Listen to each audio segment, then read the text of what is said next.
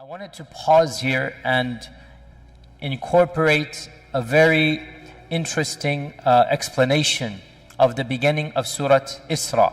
And this is something that is relatively modern, as I will explain. If you have a Quran, by the way, it would be nice if you check your Quran right now, the first pages of Surah Isra. If you have some type of Quran app or something, please take a look at that so that you can follow along. Because this is now another interpretation of a very classical set of verses that many ulama of our times, actually, more and more ulama are interpreting Surah Isra as being one of the signs of Judgment Day.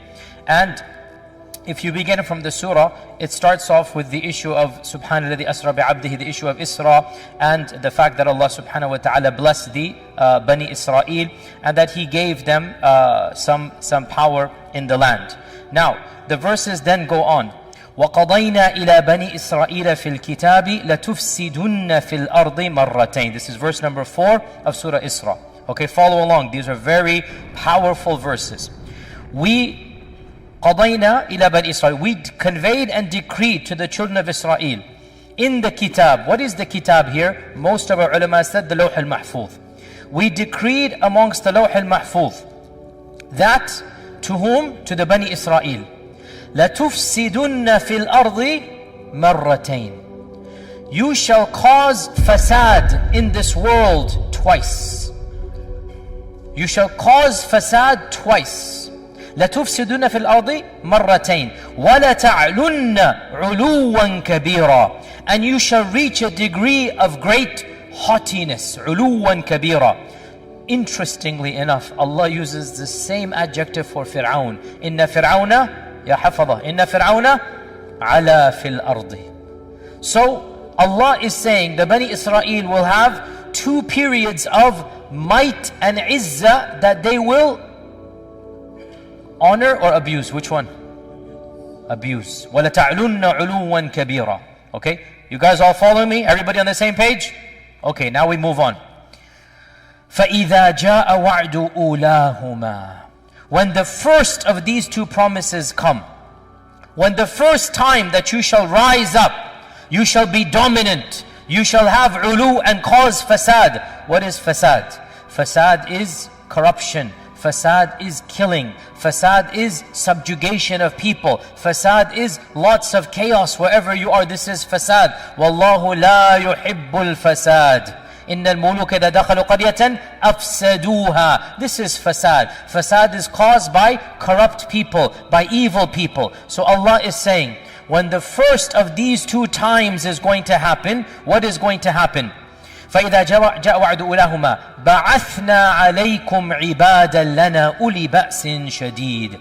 We shall send against you. An army will come, a group will come against you.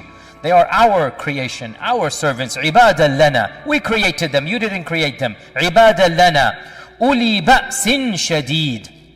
They have great military might. They are a strong qawm. They're not a weak qawm. أُولِي بَأْسٍ شَدِيدٍ فَجَاسُوا خِلَالَ الدِّيَارِ. And they managed to go and probe even into your houses. They're going to go and all the way destroy all the way to your houses. وَكَانَ وَعْدًا مَفْعُولًا. And this was a promise that indeed took place. It is a true promise. وَكَانَ وَعْدًا مَفْعُولًا. Everybody clear so far? Okay, now ثُمَّ رَدَدْنَا لَكُمُ الْكَرَّةَ عَلَيْهِمْ. Then we gave you back a karra, a new chance. We gave you another chance. And we caused you to have a victory over your enemies. ثُمَّ رَدَدْنَا لَكُمُ الْكَرَّةَ عَلَيْهِمْ. So from being subjugated, from being humiliated, what happened? You rose up again. You rose from the ashes and you developed power. And وَأَمْدَدْنَاكُمْ بِأَمْوَالٍ وَبَنِينَ. We gave you blessings. You now had a civilization, children, wealth. وَجَعَلْنَاكُمْ أَكْثَرَ نَفِيرًا. And we made you powerful in numbers. Your أَكْثَرَ نَفِيرًا means your manpower or your strength or your military might. All of this is allowed here, right? So you became a mighty nation. ثم رددنا لكم الكرة عليهم وأمددناكم بأموال وبنين وجعلناكم أكثر نفيرا إن أحسنتم أحسنتم لأنفسكم. يا بني إسرائيل, if you do good, it's only for yourself, you will do good. وَإِنْ أَسَأْتُمْ فَلَهَا. But if you do evil, it will be used against you. You have power. If you are faithful to your commandments, if you obey Allah, you will benefit yourself. Your nation will thrive. You will become more powerful. But if you misuse that power, and if you subjugate others and cause tyranny and fasad, then that will be taken away from you. وَإِنْ أَسَأْتُمْ فَلَهَا فَإِذَا جَاءَ وَعْدُ الْآخِرَةِ. When the akhirah, the akhirah does not mean the akhirah. The akhirah here means the end of the two, the second one, the last one. The ulahuma is the first one, the akhirah is the last one. Doesn't mean the akhirah, the hereafter. No, that's a misunderstanding that people might have when they don't understand the meaning of akhirah here. فَإِذَا جَاءَ وَعْدُ الْآخِرَةِ. When the final of these, meaning the second, because there's going to be two times that they will rise up, right? When the second and final time, because there shall not be a third time of power. Ya Bani Israel, Allah has decreed you shall come to power and be a civilization twice.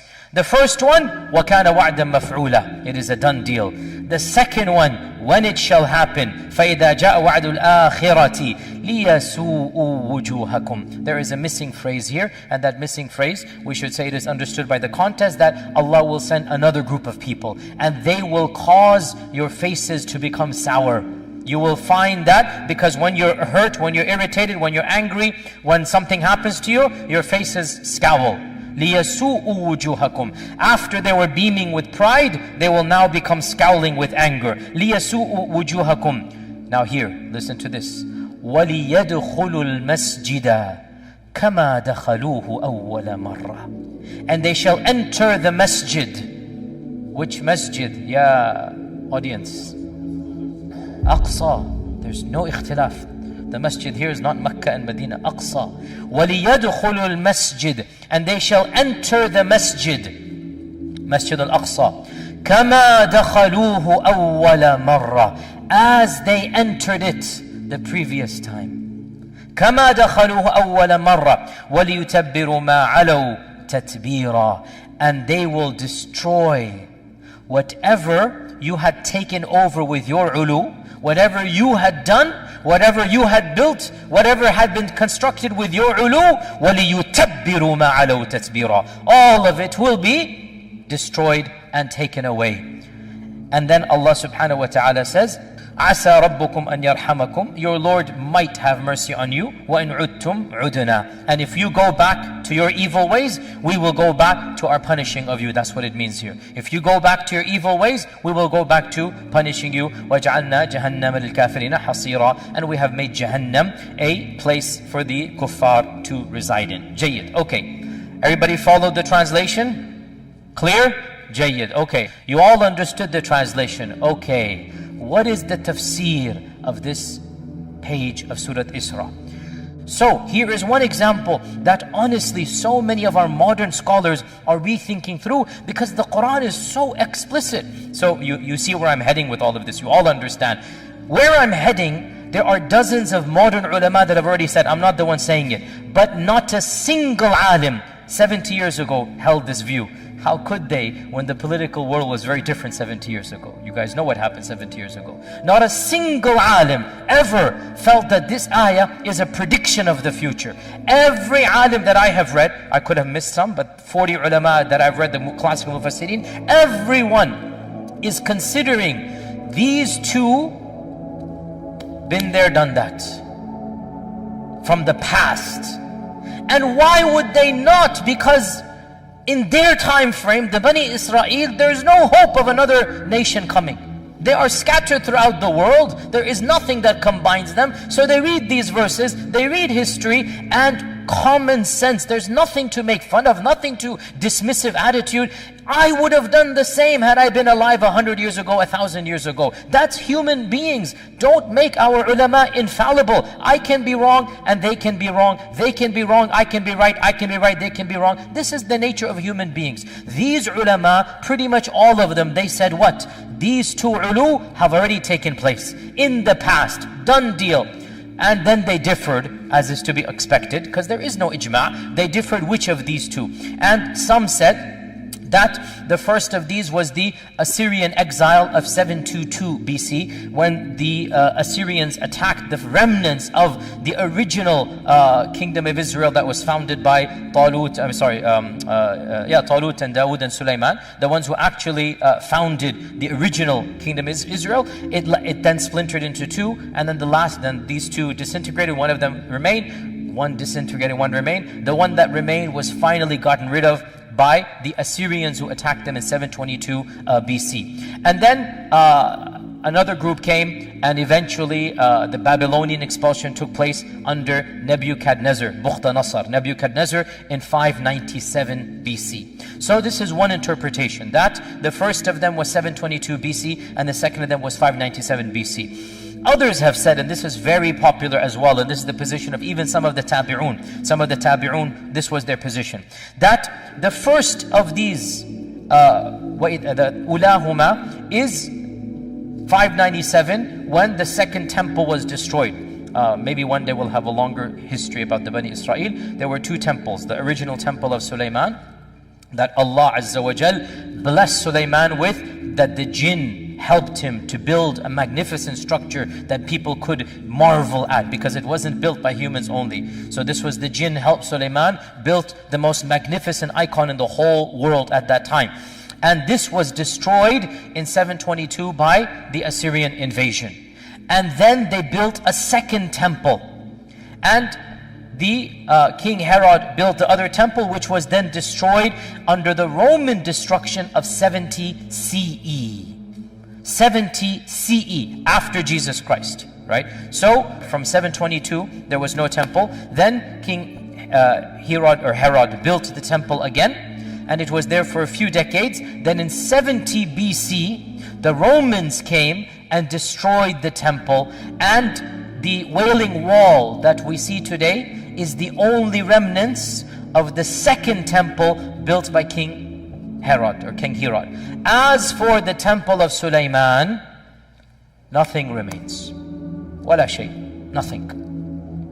What we have is the second temple, one wall, and that's the western wall, and that is the Wailing Wall that you know, that was built around the time of Jesus, and that is now the wall that they go and they worship at. So many of our tabi'un said the first is the expulsion of Bukhtanasar, because Bukhtanasar massacred them. It was one of the main massacres of the Bani Israel, and he was somebody who basically almost exterminated them. Then they had to flee to various places in the world. And then in the Roman expulsion as well in 70 CE, another wave took place. Jayyid. This is the classical interpretation, that the two have already occurred.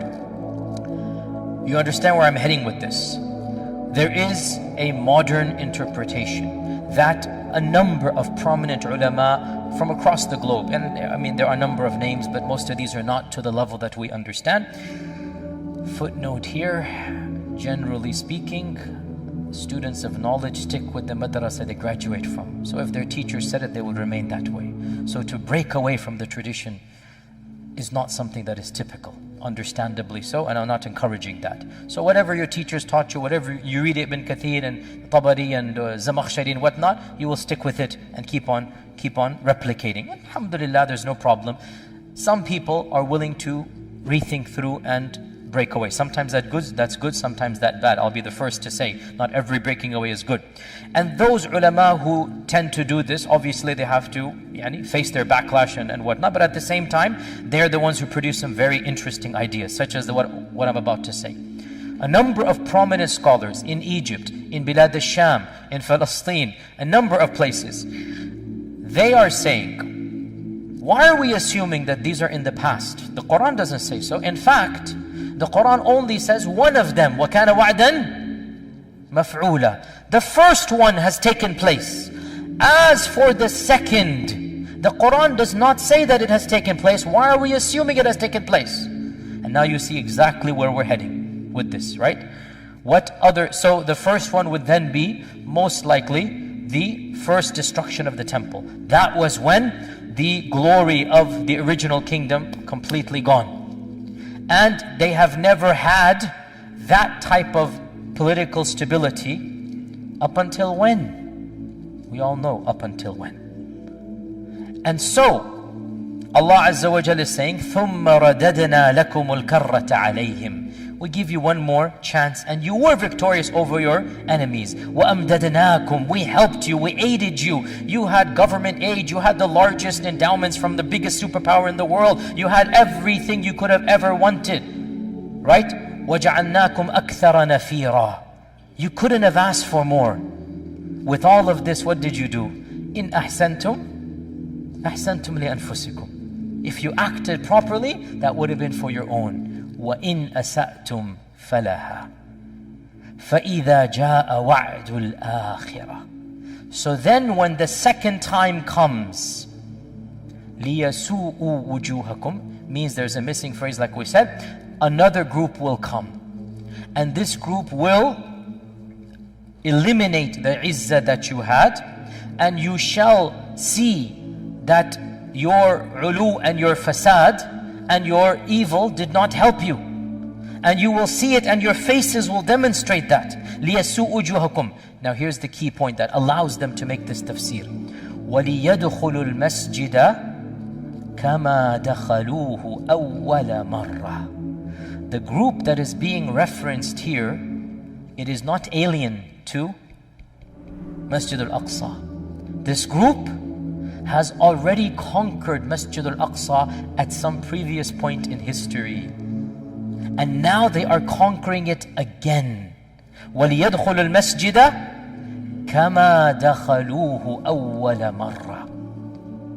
Who conquered Jerusalem once before and wants to conquer it again?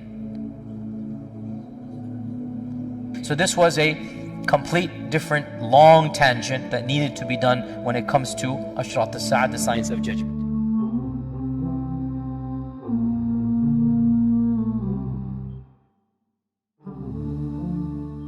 Introducing One for Kids TV, the #1 rated Islamic children's app in the world. Get ready for a world of fun, education, and value-based entertainment. Join thousands of families worldwide who have rated it as a top app for Muslim children and embark on an exciting journey of learning and fun. Download the One for Kids TV app now from the Apple, Google, and Amazon stores today.